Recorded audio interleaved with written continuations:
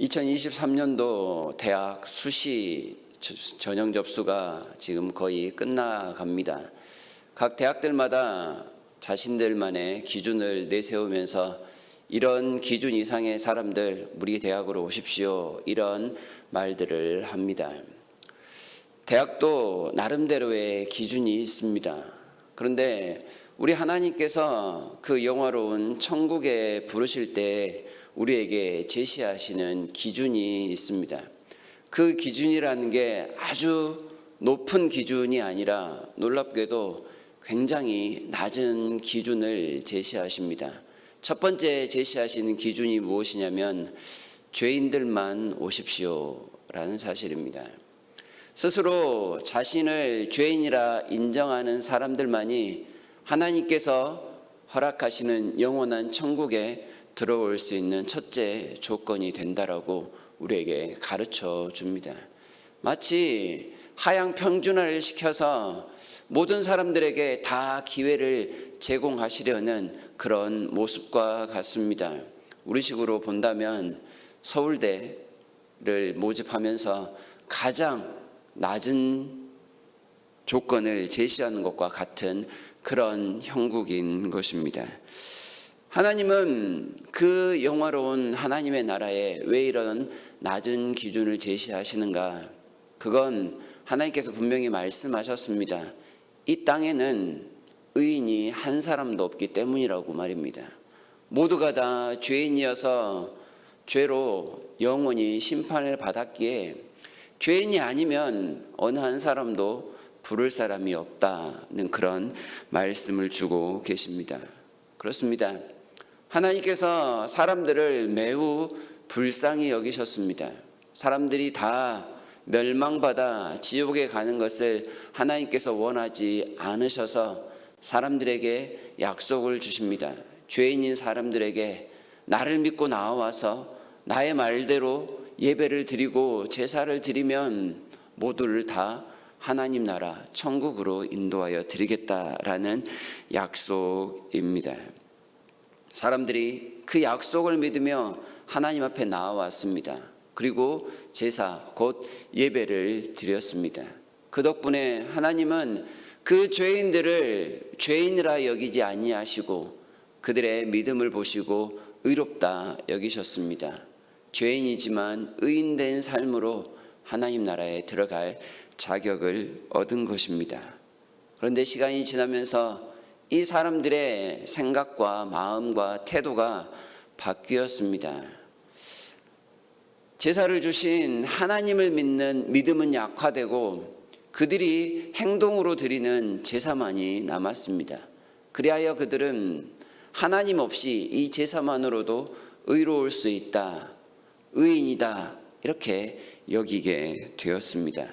급기야 하나님을 멀리하는 일까지 발생했습니다. 이런 사람들이 누구입니까? 바로 유대인들이 대표적입니다. 유대인들 중에서도 소위 지도자들이라 불리는 서기관, 바리새인들 그리고 제사장들이 그들이었습니다. 그들은 예배와 뗄래야 뗄 수 없는 관계에 있었고 하나님의 말씀을 가르치는 사람들이었습니다. 그런데 그들이 맡은 이 직분과 신분 때문에 오히려 하나님을 더 멀리하는 어처구니 없는 일들을 벌이고 있었습니다. 그들은 자신의 역할 때문에 우리는 의인입니다 라고 생각하는 의인인 척하는 사람들이었습니다. 그런 사람들 앞에서 예수님께서 당당하게 세리와 죄인들, 그 당시에 가장 대표적인 죄인들로 꼽히는 공식적인 죄인들과 함께 식사를 하고 계셨습니다. 이를 본 바리새인들, 그들에게는 참 혁명과도 같은 그런 사건이었습니다. 매우 불쾌하게 여겼던 바리새인들이 불평을 토로합니다. 직접 예수께 말씀도 못하고 제자들에게 시비를 걸듯 그렇게 이야기를 합니다.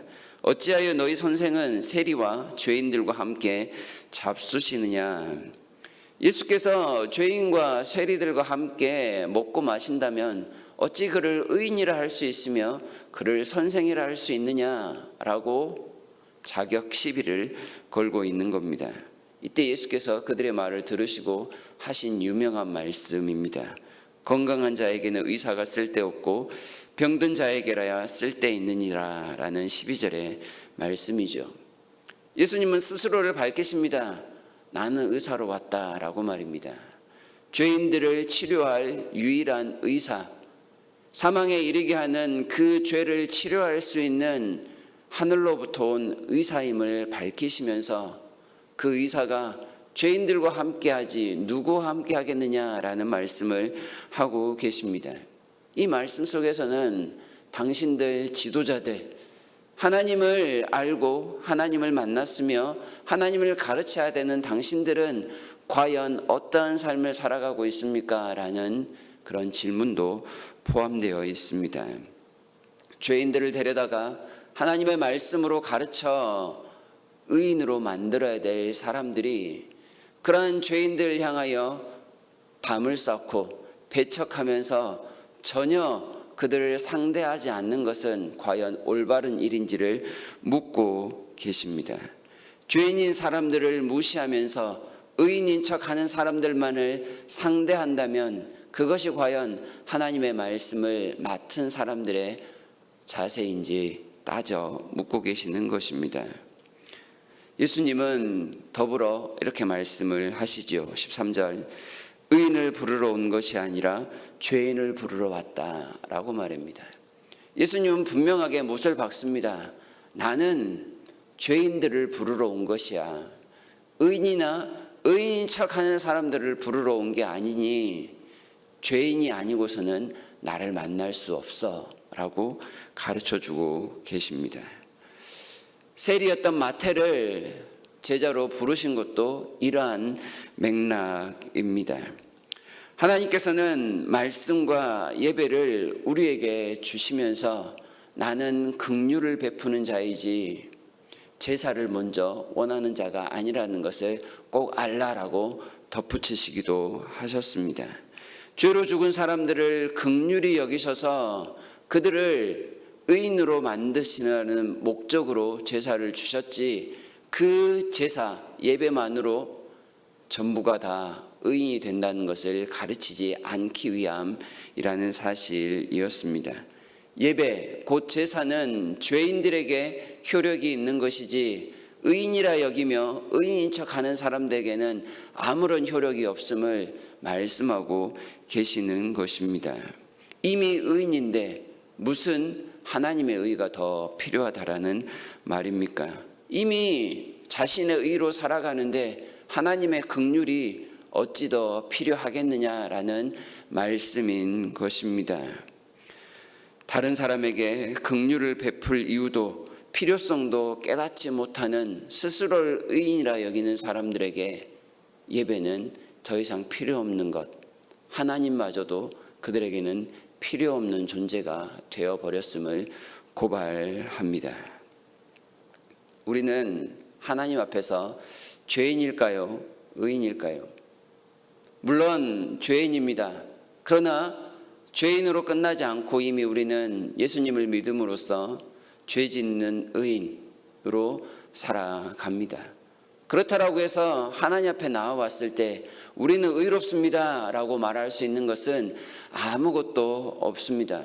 우리는 여전히 의인이지만 하나님 앞에서는 죄인인 것을 인식하며 하나님의 불쌍히 여기심을 바라며 나와야 할 사람인 것을 꼭 기억해야 할 것입니다.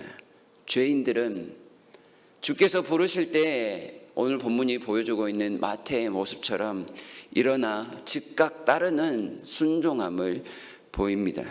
같은 내용을 다루고 있는 누가복음에서는 마태는 그가 가진 모든 것을 버리고 예수를 따랐다라고 말씀을 하고 있습니다.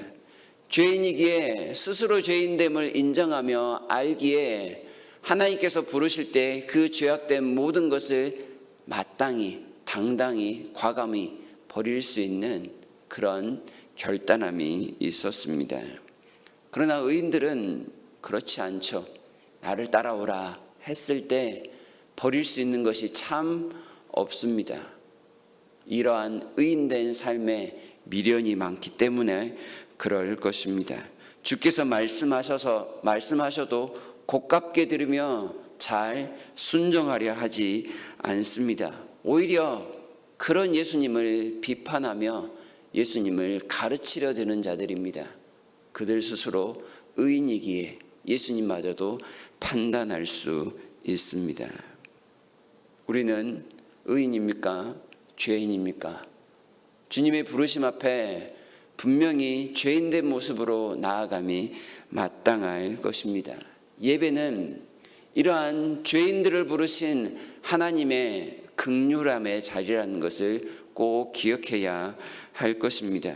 우리가 예배에 나왔다라는 것은 우리의 의로 나온 것이 아니라 이러한 죄인을 부르신 하나님의 긍휼을 덧입었다라는 사실을 거듭 확인해야 할 것입니다. 예배 자리에 앉아 있는 이 사실 자체가 하나님의 긍휼을 입었으니 하나님 외에 바랄 것은 아무도 없습니다라는 고백으로 예배를 드려야 마땅할 것입니다. 예배에 앉아 있는 그 행위 자체가 의로운 행위가 될 수 없는 것은 하나님께서 죄인들을 부르지 아니하셨다면 앉아 있을 사람들이 아무도 없기 때문에 그렇습니다. 예배 자리에 나온 것도 하나님의 은혜요. 예배에서 하나님의 은혜의 보좌 앞으로 나아갈 수 있는 것도 역시나 하나님의 은혜이며 죄인들이 또한 의인처럼 살아갈 수 있고 또한 그러한 자격과 대우를 받을 수 있는 것 역시도 하나님의 긍휼을 베푸시는 은혜였다라는 것을 한시도 잊지 말아야겠습니다.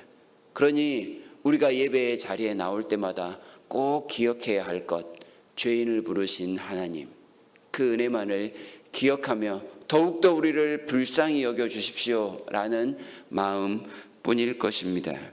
오늘도 우리가 공식적으로 주님 앞에 나와 예배를 드릴 것입니다. 예배 드릴 때 먼저 우리는 예배 자리로 부르신 하나님의 그 복된 부르심에 감사하면서 우리를 온전히 하나님 앞에 내려놓고 불쌍히 여겨주시는 하나님만을 바라보는 일에 최선을 다해야 할 것입니다.